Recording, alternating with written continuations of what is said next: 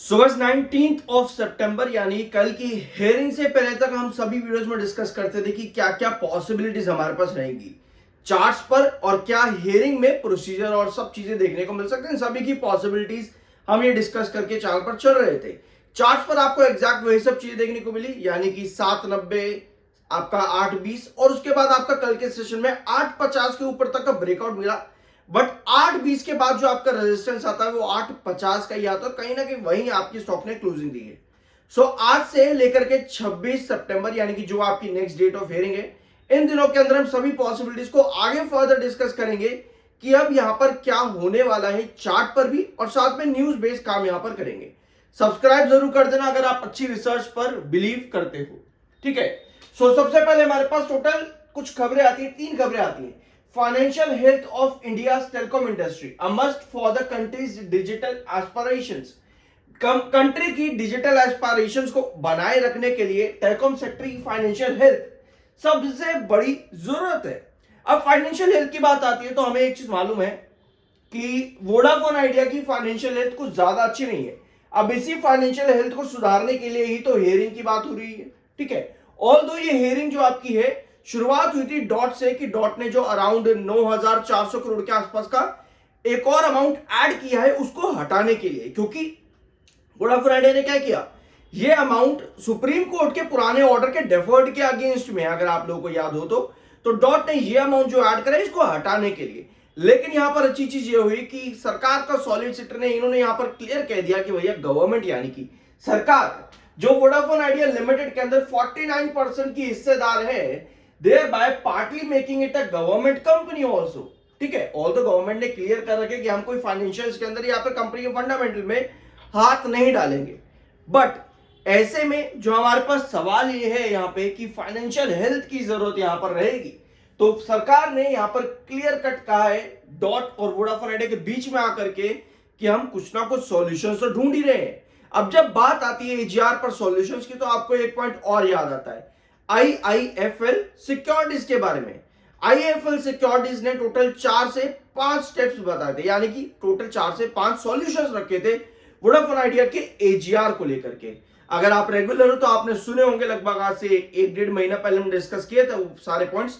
तो वो पॉइंट्स पर क्या सरकार यहां पर कुछ फैसले ले सकती है, ये भी समझने वाली बात रहेगी। अगला पॉइंट आता है वोडाफोन आइडिया के ऊपर फिर से एक पेनल्टी लगी है 6.47 करोड़ की। ये टैक्स पेनल्टी वोडाफोन आइडिया पर आपको लगातार देखने को मिली है लंबे टाइम से। बोफा ने भी टेलीकॉम सेक्टर में कुछ पॉइंट्स रखे हैं, जैसे कि नया टैरिफ हाइक कब आ रहा है। अब टैरिफ हाइक क्यों इंपॉर्टेंट है वोडाफोन आइडिया लिमिटेड में, आप कहोगे एज ए यूजर कि भैया यार क्यों महंगा करे जा रहे हो, क्यों महंगा करे जा रहे हो। लेकिन कंपनी की हेल्थ रखने के लिए, वही बात आती है, कंपनी की फाइनेंशियल हेल्थ रखने के लिए यह भी जरूरी है। क्योंकि अगर कंपनी टैरिफ हाइक नहीं करेगी, टेलीकॉम सेक्टर में एक और टैरिफ हाइक की जरूरत है। अगर कंपनी टैरिफ हाइक नहीं करेगी वोडाफोन आइडिया के केस में, तो उसका आरपीयू इंक्रीज कैसे होगा।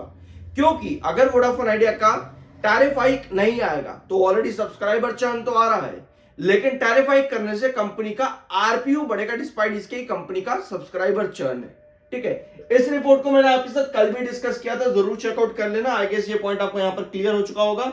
अब आते हैं आपकी अगली खबर पर। Supreme court defers hearing on Vodafone Idea plea against new 9,450 crore demand after government seeks more time. सरकार ने एक्स्ट्रा समय मांगा, जिसके बाद में सुप्रीम कोर्ट ने नेक्स्ट डेट ऑफ हियरिंग रख दी है 26 सितंबर की। 26 सितंबर सरकार यहां पर क्या पॉइंट्स अपने रखती है, स्टेटमेंट सरकार की तरफ से क्या आता है। बीइंग एन एडवोकेट, मैंने आपके साथ यही डिस्कस किया था कि एकदम से आपके पास जजमेंट आ जाना या ऑर्डर आ जाना वो बहुत मुश्किल रहेगा। कि आप सोच रहे हो कि वर्डिक्ट आ गया भैया वोडाफोन आइडिया के फेवर में और सारा एजीआर खत्म, ऐसा हो पाना किसी भी केस में बहुत मुश्किल होता है। बीइंग एन एडवोकेट हमने डिस्कस किया था कि आपको नेक्स्ट डेट मिल सकती है, बट यहां पर जो बहुत अलग चीज हुई वो ये हुआ कि सरकार बीच में आ गई और सरकार ने बोला कि भैया हमें टाइम चाहिए, हम तो सॉल्यूशंस ढूंढ ही रहे हैं, जो कि एक बहुत पॉजिटिव पॉइंट मिल जाता है वोडाफोन आइडिया लिमिटेड को, ठीक है। अब देखना यह है कि सरकार किस पॉइंट्स पर आकर के बैठती है। क्या इस पूरे अमाउंट को हटा दिया जाता है जो एक्स्ट्रा लगाया गया है, या फिर जो ऑलरेडी एग्जिस्टिंग एजीआर है उस पर भी कुछ फैसला लिया जाता है। ये दोनों अलग अलग चीजें हैं। अगर आप दोनों को साथ में मिक्स करोगे तो बहुत बड़ी गलती हम यहां पर कर सकते हैं। इसलिए हमें समझदारी से काम लेना पड़ेगा कि सरकार क्या कहती है कि इस वाले अमाउंट को ही हटाया जाएगा जो एक्स्ट्रा ऐड किया जा रहा है, या फिर जो एग्जिस्टिंग एजीआर है उसमें भी कुछ सॉल्यूशंस दिए जाएंगे। बहुत ध्यान से समझ रहे हैं पूरी खबरों को, ठीक है। अगले पॉइंट पर आपके आते हैं। वोडाफोन आइडिया ने रिसेंटली इसी हफ्ते बल्कि परसों तरसों के दिन में साइन किया है टाटा कंसल्टेंसी सर्विसेज के साथ में modernisation of its business support. ये 5 साल के लिए कंपनी ने टाई अप किया है। भैया 5 साल, फाइनेंशियल ईयर 26 तक कंपनी कह रही थी भैया काम नहीं करेंगे 5 साल, तो कहीं ना कहीं ये भी कंपनी में एक सपोर्ट रखता है कि 5 साल तक अगर टाई अप्स हो रहे हैं तो यस कुछ ना कुछ सॉल्यूशंस तो वोडाफोन आइडिया लिमिटेड में है ही सर्वाइवल के लिए। ये भी एक पॉजिटिव पॉइंट आपके यहाँ पे आ जाता है। और कंपनी ने यहाँ पर 2 क्लेरिफिकेशन भी दिए 17 घंटे पहले, डेट ऑफ हियरिंग 26 सितंबर। और जो आपकी खबरें मार्केट में फैल रही है वोडाफोन आइडिया के लिए, इस पर कंपनी ने पॉजिटिव क्लेरिफिकेशन इस बार दिया है, जो कि एक और अच्छी बात है। सब्सक्राइब कर दिया करो, ये भी बहुत अच्छी बात है, ठीक है।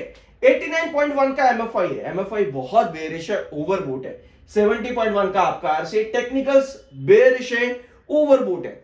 अब हमें एक चीज पता है कि वोडाफोन आइडिया की 19 सितंबर की हियरिंग से पहले तक हम क्या डिस्कशन कर रहे थे।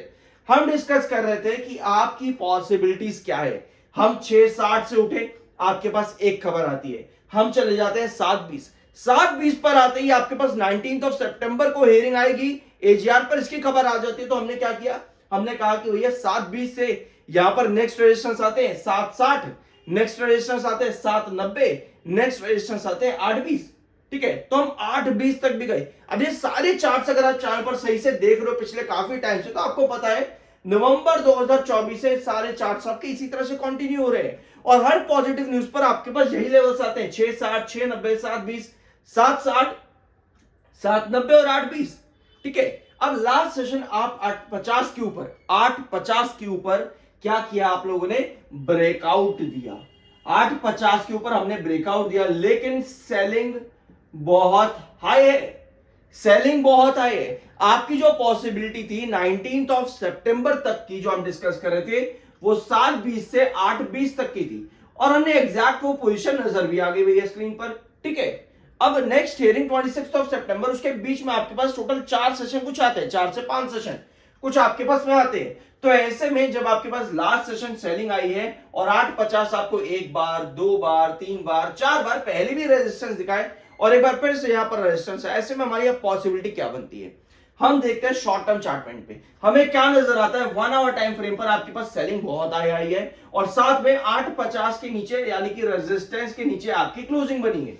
8:47 पर आपकी क्लोजिंग आसपास बनी है वहां पे, ठीक है। कितने पे, 8:38 पे, 8:38 पे। और लास्ट आवर की कैंडल भी आपको सेल ही इंडिकेट कर रही है। ऐसे में जो अब हमारी पॉसिबिलिटी बनती है, पहले हमने लिया था 19 सितंबर तक की आपकी 8:20 का रेजिस्टेंस है 7:90 और 7:60, यही आपको देखने को मिलेगा 19 सितंबर तक, वो आपको दिखा भी। अब हमारी पॉसिबिलिटी जो बनती है यहां पर वो ये है कि 8:50 हमारा रेजिस्टेंस रहेगा।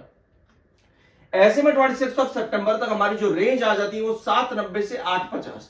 ऑल्दो एज एन इन्वेस्टर हम लोग यही चाहेंगे कि भैया यार क्यों गिराना, लेकिन यार हमको सब चीजें देखनी है। हमें टेक्निकल्स मालूम है कि भैया बेरिश है, हमें टेक्निकल्स मालूम है कि बेरिश है, तो हमें इनको भी देखना है ना, हमें सब चीजें देखनी है। हम अपने दिमाग में ख्याली पुलाव नहीं बना सकते कि भैया यहां से आप 10 लेकर के जाओ। ऑल्दो ये पॉसिबिलिटी तब है जब 26 सितंबर को हमारे पास पॉजिटिव न्यूज आ जाए एजीआर के ऊपर, ठीक है। ये पॉसिबिलिटी आपकी तब बनती है जब हमारे पास इस तरह की कुछ न्यूज आ जाए।